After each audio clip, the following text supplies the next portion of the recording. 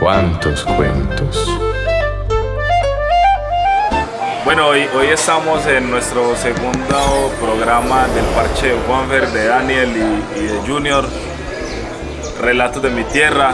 Estamos acá con un emblemático personaje de nuestro municipio, conocido como el profe Zenén, uno de los hombres que quizás tenga más en la cabeza la historia de Puerto Nare. Y antes de darle la palabra al profe, quería contarles a las personas que nos ven que el profe ha hecho colaboraciones con dos importantes libros que se han vendido en todo el país. Uno de ellos es Andaduras, de Álvaro Hidárraga, Caminos, Crónicas y Relatos. Acá el escritor Álvaro Hidárraga hizo acercamientos con el profe y el profe le contó esas andaduras de Puerto Nare. Y también Se dice Río, una colaboración del profe Zenén con la señora Carla Giraldo, periodista egresada de la Pontificia Bolivariana, que le hace una mención especial a Zenén y que se las quiero leer en la portada del libro. Y dice: Don Zenén, para usted todo mi respeto, admiración y gratitud, pues su dedicación a recuperar la historia y memoria de Nare son el acto de amor más bello que le puede ofrecer a su pueblo. Don Zenén, ahí están los niños, los jóvenes y los no tan jóvenes. Compártales todo su saber, nárreles las mismas historias que a mí. Cuénteles que Nare tiene una gran historia. Insistamos en los sanos y amorosos recuerdos, para que nunca se nos olvide lo que ha sido y es Puerto Nare. Con cariño, Carla. Don Zenén, ¿cómo tomas esas palabras que le dice Carla a usted? Primero, buenos días, de mucho agradecimiento, porque es una persona que le da importancia a uno que me dedica a hacer la historia de mi municipio, ya que falta voluntad política de los alcaldes para tener una monografía de nuestro municipio. Esta monografía o estos documentos los empecé a hacer muchos años, porque yo nací en Nare y vi que en ninguna parte existía historia de Nare. Y sabiendo yo como profesor que fui, que Puerto Nare es importantísimo a nivel nacional y departamental.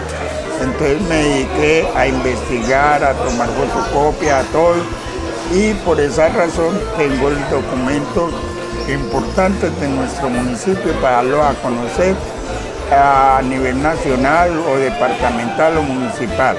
Falta voluntad política tanto de las administraciones municipales como el profesorado para dar a conocer qué es, qué ha sido y qué será de Puerto Nare. Profe, muy importante eso, y cuando dice yo nací en Puerto Nare, estamos hablando de hace cuántos años atrás. 70 años, yo nací un 23 de mayo del 51.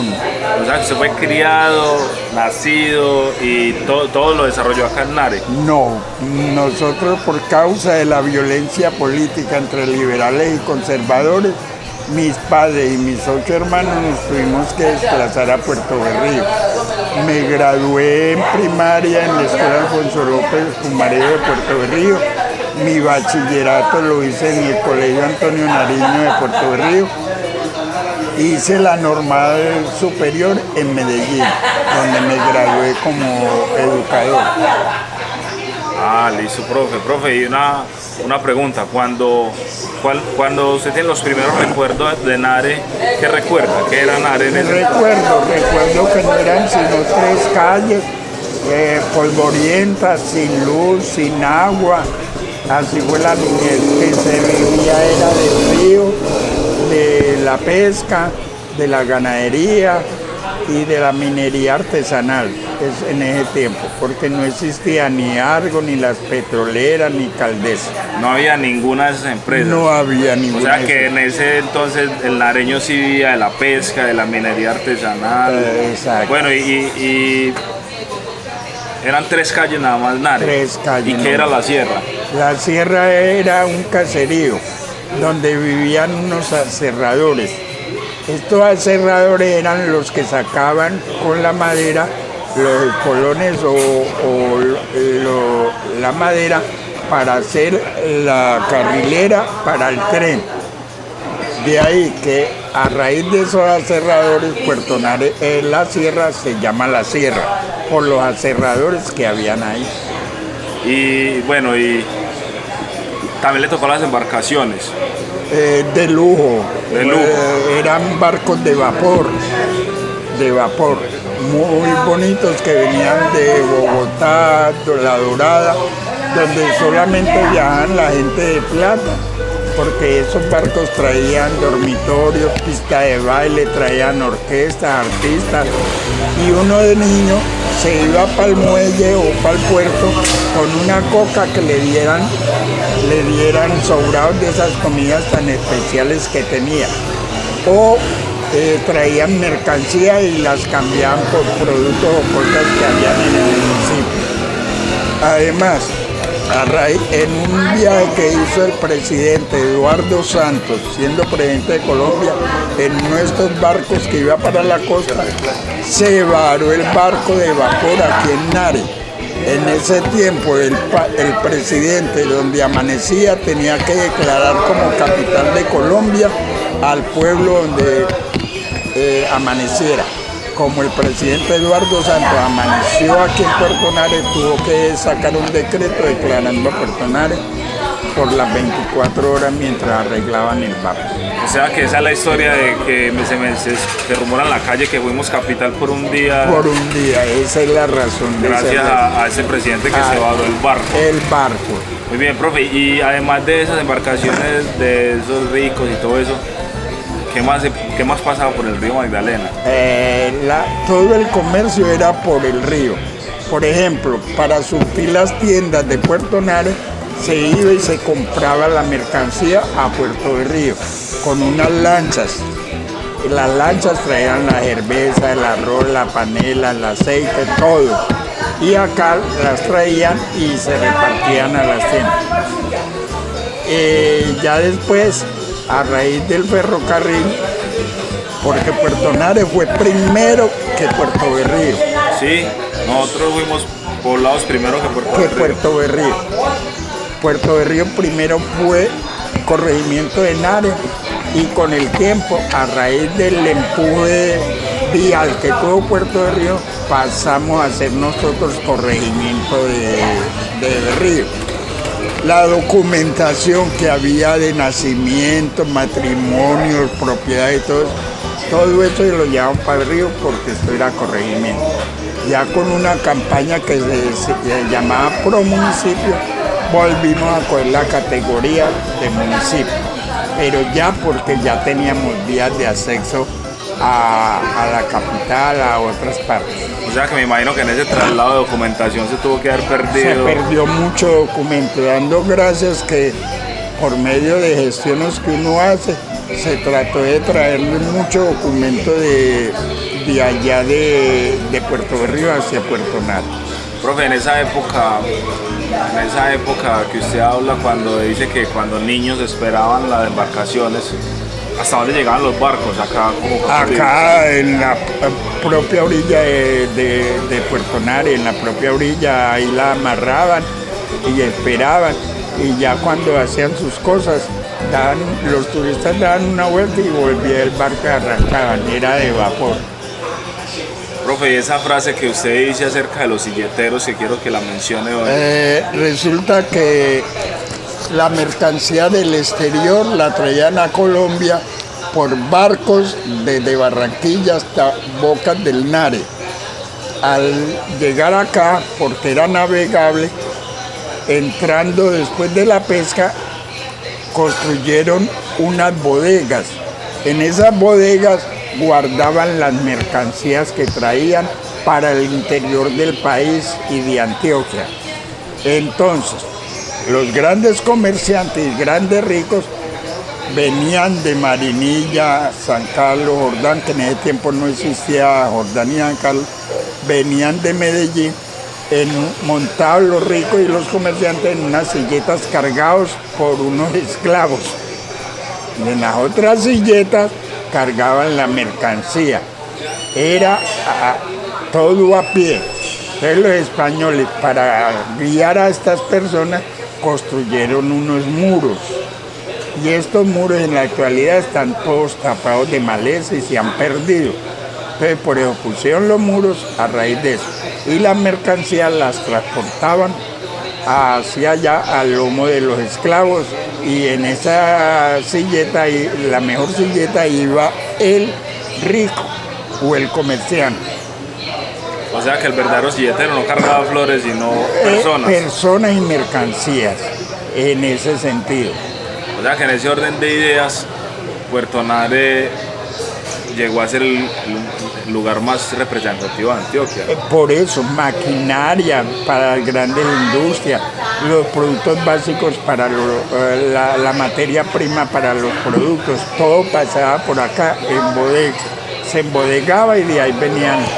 Hay un libro muy importante que se llama La Marquesa de Yolombó, porque ahí mientan a Nare porque ella se vino en una de esas silletas a comprarle el oro a las personas que barequeaban aquí a orillas del Nare. Entonces ahí mientan a Nare, la Marquesa de Yolombó, en el libro dice mientan a Nare. Juanfer, ¿tenés algo que preguntar al profe?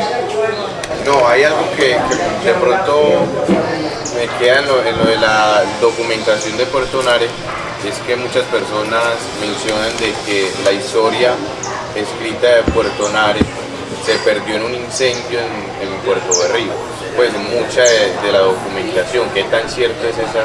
Bueno, la historia nunca la han hecho. Se perdió fue documentos, como yo le decía a usted, partidas de bautismo, partidas de matrimonio, títulos de propiedad, de eso. Pero historia nunca se ha hecho, porque ha faltado voluntad política. Lo mismo está pasando en la actualidad en Berrío. En Berrío hay una campaña con este alcalde buscando documentación para hacer la monografía de Puerto Berrío, porque Puerto Berrío no tiene monografía. Ya yo tenía una documentación de Berrío y se la regalé a Henry Alonso Escobar, que Dios lo tenga en eterno descanso, que hace como 15 días o 20 falleció, y yo le regalé parte de la historia de Berrío. Berrío y Puerto Berrío en ese tiempo llamado Remolino. Remolino Grande. Puerto Nare, La Magdalena, San José del Nare, los puertos más importantes de Antioquia. El Puerto Nare ha estado, San José del Nare, La Magdalena, tiene como 3 o 4 nombres que tenía. Y usted lo busca por internet o en una biblioteca y encuentra a Nare, no solamente Puerto Nare. Ya después de que Puerto Nare cogió el título de de municipio, le cambiaron el nombre de La Magdalena a Puerto Nare otra vez. Profe, perdón que le eche una preguntita. Este de acá es conocido como el río Nare, pero hay una divergencia de opinión de que en sí no es Nare sino Samaná, porque el Nare viene a caer aquí. ¿Cómo cree usted? No, al Nare le caen 2 ríos, Samaná y el Nus. Usted va a las cavernas del Nus y usted ve por un lado correr al Nus y por el otro lado donde desemboca el Samaná. Todas esas 2 aguas caen sobre el río Nare y por eso la amplitud del río Nare y lo peligroso que es. Samaná decía que cae al Nare. Exacto. Y adicional le caen. Hay un punto donde se llama Nare. Sí. ¿Hasta dónde llega como Samaná? Exacto. Es otro tema que nos falta como identidad Del río. Lo que pasa es que en las cavernas del Nus, la mitad son de Caracolí y la mitad son de Nare. Entonces, ahí en ese punto de las cavernas, usted, como eso es alto, desde allá a la altura ve un hilito y es el río Nus. Y más arriba el Samaná. Entonces, todas esas 2 aguas caen al Nare, donde lo hacen Se genera la confluencia. La confluencia se hace. La divergencia. O sea que el nombre del Nare, perdón que le interrumpa, de este caño grande, de este, sigue con un nombre de Nare. De Nare. Hacia adentro. Exacto, Que exacto. sí caen esas Nare, no el Nare al Samaná. No. La diferencia es de que el Samaná es un afluente muy grande, entonces se confunde. Exacto. Por eso cuando hubo esa inundación hace 10 años, fue por la sencilla razón de que abrieron las compuertas. De por allá, más allá de la Dorada, yo no sé cómo se llama esa... Aguas, no, agua. La represa De Betania, de Betania, la represa de Betania. y la de Guatapé las abrieron también las compuertas. Al unirse en esas aguas Cuando se reventó. se reventó el río Magdalena y el río Nar, que ahí fue donde nos inundamos. Profe, yo tengo una pregunta retrocediendo un poquito. ¿Cómo era la bonanza en temas de dinero cuando venían las embarcaciones y siendo Puerto Nare un municipio tan importante? Era bastante bien, acá eran de lujo las alhajas, el vestuario, la comida en abundancia, todo. Lo que pasa es que a veces el progreso trae, en vez de a poder de adquisición, ya la gente empieza a mirar más las necesidades de su familia y personal, que no era como antes. Aquí se bebía todos los días. El finquero sacaba la recua de mulas y caballos a mercar a Nare para llevar a la finca. Y se venían desde el viernes, bebían viernes, sábado, y el domingo en Guayaba arrancaban con su mercancía para la otra parte, para la finca. Profe, otra cosa que pues, yo pienso que atañe mucho la historia de Nare, y usted lo tocaba ahora, y era como usted vivió esa época de liberales y conservadores. ¿Cómo la vivió Nare y cómo la vivió usted? Yo le conté que por eso nos tuvimos que ir, la familia Vergara de acá. Mi papá era administrador de la Hacienda La Unión. Él era el administrador. Y se formó el 9 de abril y ahí vino el odio entre conservadores y liberales. Los liberales a matar los conservadores porque le decían la chusma. Y aquí eran muy poquitos los conservadores que habían. Estaba mi papá, el papá de Toño Pérez. Y aquí al frente de la iglesia los amarraron los liberales para matarlos más arriba de donde está la Virgen, camino a Perales.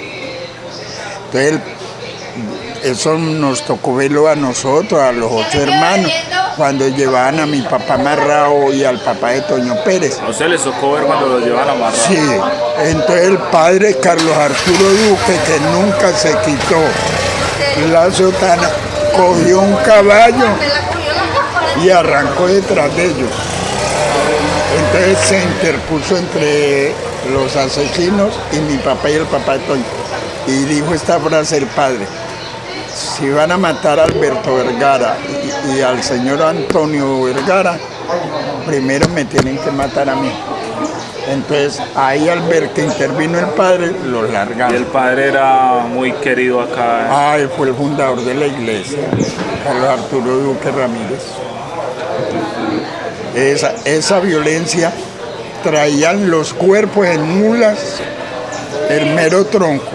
En otra mula traían las manos de todos los asesinos y en otro las cabezas. Y las ponían acá al frente de la iglesia. A ir acomodando, esta cabeza correspondía a esta mano a esta. Esa era la violencia. Profe, ¿y cómo se identificaban en ese entonces los liberales y conservadores? ¿Cómo sabían que yo era conservador? Por la vociferación, lo que gritaban asesinos, por el 9 de abril, porque Gaitán era liberal. Y entonces ya dijeron que lo mataron, fueron los conservadores para quitarle. Acá en la mitad del parque, ahí donde está la estatua de Alfonso López Pumarejo, había una estatua de Rojas Pinilla, de Gustavo Rojas Pinilla, haciendo alusión porque él hizo un golpe de estado para acabar con esa violencia. Cuando ya se hizo la alianza bipartidista, vinieron y tumbaron el busto a punta de martillo, de todo. Almadana lo tumbaron. Y como acá vino Alfonso López Pumarejo a lanzar su candidatura como presidente de Colombia, por eso está la estatua de él ahí. No, profe, la verdad, muchísimas gracias por compartirnos este espacio. Sabemos que es muy corto el tiempo, pero vamos a tener un después donde sigamos documentando eso, porque sabemos que su cabeza tiene la historia de Puerto Nare y queremos seguir conociéndola a más detalle. Puerto Nare actualmente en el material audiovisual tiene muy poco en redes y queremos empezar a documentar esa historia. Antes de terminar, quiero decirle una anécdota histórica. Doña Didiar Esther Sarmiento de Vázquez fue la primer mujer elegida por voto popular en Colombia. Ah, en Colombia. En Colombia. Y la primera alcaldesa por voto popular en Puerto Nare. Eso, ahora el 20 de julio, cumpleaños de asesinada. Ella la asesinaron siendo alcaldesa. O sea, por política. Querían que saliera del camino político y un 20 de julio la mataron. El día de la independencia. El día de la independencia. Y que anterior a esa elección popular ya había sido también nombrada. Ella fue alcaldesa 2 veces. Fue nombrada por la gobernación y fue elegida por voto popular. Entonces ella fue alcaldesa 2 veces. Fue secretaria del consejo, ocupó varios puestos. Entonces eso hay que hacerlo resaltar. En Colombia fue la primera mujer elegida por voto popular. Y en Puerto Nare la primera alcaldesa por voto popular. Que se dio mucho el proceso Fenel, porque se pavimentaron muchas calles en su periodo, el Coliseo. La unidad deportiva, las 2 plazas de mercado, los primeros pavimentos, la planta de tratamiento, todo. Se vio en su periodo. ¿Sí? En su periodo. Tuvimos 2 alcaldes muy buenos, Carlos Mejía Gallo, que fue 2 veces alcalde por designación de la gobernación, y doña Lidia por designación de la gobernación y por voto popular. Profe, muchísimas gracias. La Bueno. entrega de sus libros. Le vaya muy bien, estamos en contacto. Bueno, con mucho gusto, por aquí a la orden. Muchas gracias, profe, bastante Bueno. enriquecedor. Hasta luego.